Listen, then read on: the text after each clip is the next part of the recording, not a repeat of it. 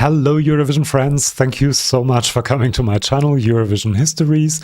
The last song for UMK, the Finnish national final for Eurovision 2024, was just revealed. I listened to it twice. I have lots of opinions about each of these 7 songs that will be competing to fill Kuori's footsteps. UMK has become an amazing selection and they did it again this year. Lots of great songs in the selection. Really amazing. All of Finland, it seems like a lot of Finland at least, is very interested in this selection. And they have said that it will be quite hard to replicate the Kuori phenomenon, but they would be trying their best. We will see whether they have succeeded. I have to say I really love that a lot of these songs are in Finnish because the language just gives these songs this very specific feel. I'll talk about that with the specific songs. And at the end of the video, I will also try to answer this question here. Who should Finland send to Eurovision? Which song has the best chance to do well at Eurovision? If you want to skip to that, there will be timestamps in the videos for each of the songs and also this section where I talk about who Finland should send to Eurovision. Now, first of all, my 7th place is Cyan Kicks with the song Dancing with Demons. Now, this is not a bad song. Putting the 7th does not mean that this is a bad song. It's well-produced, a well-produced rock song. It's very enjoyable, but it also feels a bit generic, a bit like a radio rock song. Like when I listen to it, it feels fine. It has a varied structure, but it doesn't really hold my attention for the whole 3 minutes. And that's a problem in Eurovision, of course. Finnish, I think, might have helped with this song because having this in English just makes it sound more middle of the road and generic. And I think that staging might be key for this. If they really stage the hell out of this, it could really go and have a bigger impact than it has at the moment. There's also this instrumental part where they could have a dance break or something happening on stage. But overall, I think that something is missing for this song. Then Mikael Gabriel Nublu with Vox Populi. This is the song that was just revealed. I listened to it twice. I don't know. There's something missing for me. It has a very frantic techno beat. It has a rap part. There are choir parts that sing the Vox Populi part. But it is just very, very repetitive. Like Vox Populi, they just keep going through that chorus and they ride it to death a little bit, and I don't really appreciate that. When you look at the lyrics, I do like the message, which is everyone has their own opinion, but it doesn't mean that it's correct, which is the Vox Populi part of the song. But yeah, overall, it's just not great enough in this really, really good selection. It is really catchy. I think if I listen to it more, I might have it stuck in my head, but for the minute, it's my 6th place. In 5th place, however, I have Windows 95 Man. Now you'll have to change that name because you cannot have any kind of commercial for a brand at Eurovision, and Windows 95 is a brand that doesn't exist anymore, but Windows still exists. Okay, the song. When I first listened to this, and I have the notes here, I was like, is this supposed to be the Kuori effect? Because I really, really didn't like it. I was like, this is a novelty song, but it's not making me laugh. It's not funny enough. It's just being out there and being different and weird is not enough to make a good song. Having said that, because Kuori, for example, was really out there, different, and also had an amazing and great song. Having said that, now I have listened to it a few more times, and now this 90s pop song that is in there is just so catchy and so good that it has actually risen from my last place to 5th place, and it might actually go up more. It is a fun song, but it is not funny in any way. Maybe it's not trying to be, but that is why it is number 5. I think this might go up in my ranking even more. Then in 4th place, I have Sini Sabotage with Kuori Moi. Amazing title. I'll get to that in a minute. I love the piano intro because it kind of grabs your attention, which is amazing and important at Eurovision. It is also repeated later, which I like. The song has this really dark, cool beat. The finish in this works really, really well and makes this song seem even more special than it already is. There's a lot of spunk to it. There's a lot of sex appeal as well. The video is just fun, colorful, very camp as well. And the lyrics, let's talk about the lyrics. Now, when you first listen to it, Kuori moi means peel me. So you might think this is a song about sexy time.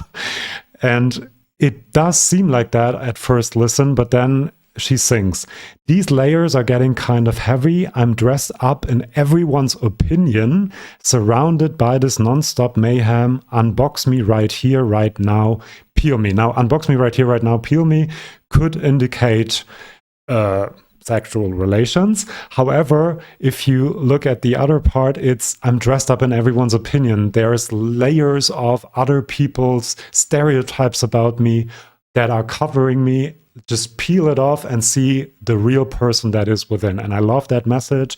And it kind of goes well together with how the song is constructed and how it works and how camp it is. Because she has also said that people have seen her as this rapper's really heavy and difficult person maybe, but she's really someone else underneath.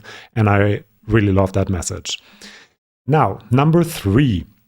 Jesse Markin, Glow.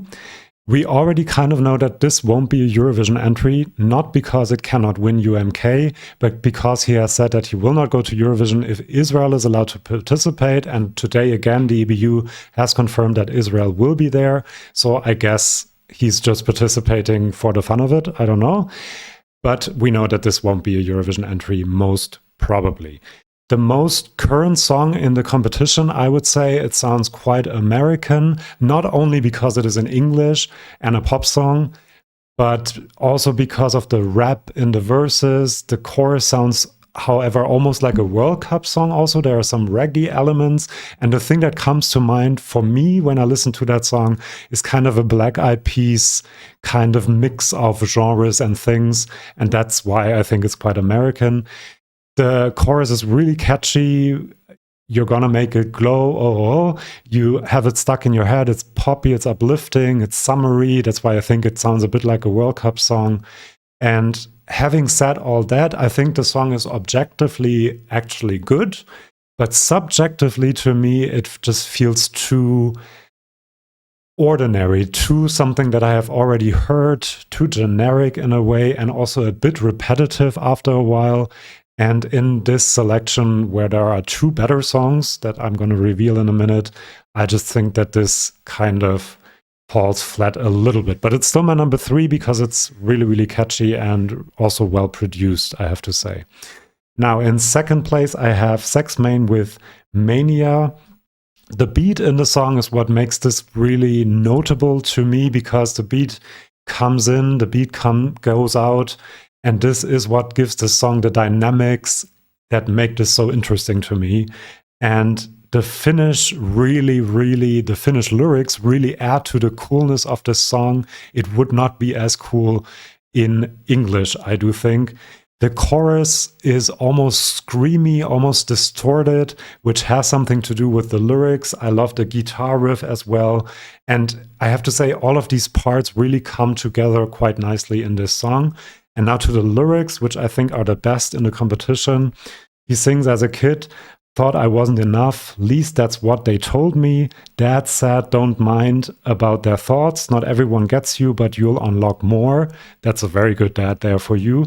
"Crafted my story from scratch and then left school, took a bus to Helsinki." So he kind of broke out of his village or wherever he was from.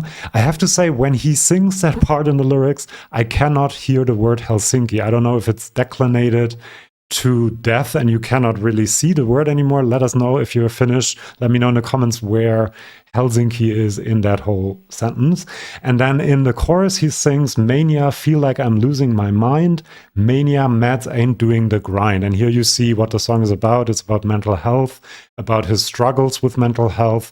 And so this beat going in, going out, the franticness that kind of is there, and the anxiety you can kind of really feel in the music, that the lyrics are actually reflected in the music. And I think that is amazing. He also sings, "Yesterday I was cruising, doing fine. This morning, tangled up, feeling the grind." Again, mental health. And then he also says, this manic period causes rebellion, but because of that, I've sold gold and platinum. So this is kind of a song also about taking your pain and making it into art, because he, of course, has sold a lot of music that he made, and his creativity came out of his pain. And just the fact that the music progression and everything that happens musically is also reflected in the lyrics, and the lyrics are reflected in the music, is just wonderful to me. Talking about it like that, it's almost probably my number one, maybe. But let's get to my number one. My number one is Sara Siipola. You already know that because she's the only one left, with the song Paskana. And I just love this on every level possible. When the intro kind of reminds me of another song in a way, but it just has a lot of attitude, which I like. And then the beat and the rhythm that the song have really adds a coolness to this. But you also kind of hear and feel her emotion and her passion, but also the anxiety and the angst that is in this song with the distorted vocals and the distorted beat. And the beat is also quite dark. So it's a great balance between these different elements that is really hard to achieve and hard to strike, and they do it really, really well. In the video, you also see the emotion in her face, so I'm not doubtful that she can perform this song really, really well. The chorus is quite catchy, and again, the Finnish really adds to this when she sings rakas, and then the rhyme is takas, that just adds this, I don't know, this coolness to the song, and also this valehtelen. Lots of moments like that where the lyrics really add to the feeling that the song projects, and I really love that. And the lyrics are also very good here. She sings that she's over the person that she's singing about, but one thought of you, my love, and the pain comes rushing back. And the distortedness in the song is really reflected in the lyrics as well. And then she sings, no planes, no trains, no birds, no song, turn off the internet. I get the no planes, no trains, no birds, but turning off the internet seems a bit drastic to me. But anyway, you really see that she's not doing too well if she has to turn off the internet. Everything is wrong, she says. Can't you see I'm an effing wreck? Great lyrics, amazing song. This is my number one for Finland. Let me know in the comments what your top 7 is, who your favorite is in the Finnish selection. But before I let you go, I also want to talk about who I think Finland should send to Eurovision. Now, to do well in Eurovision nowadays, you have to appeal to the televote and to the jury vote. The televote is especially important because the semifinals are 100% televote. So to be able to qualify from the semifinal to the final, you have to have an appealing song for the televote. I think that all 7 of these songs are kind of quite appealing to the televote. However, I think that some songs should not be chosen by Finland. Let's start with Cyan Kicks. I think they would just not stand out enough in a sea of other mainstream pop rock entries in English that will be at Eurovision. I don't think that's the right way to go. Same thing for Jesse Markin, even though personally he's my number 3.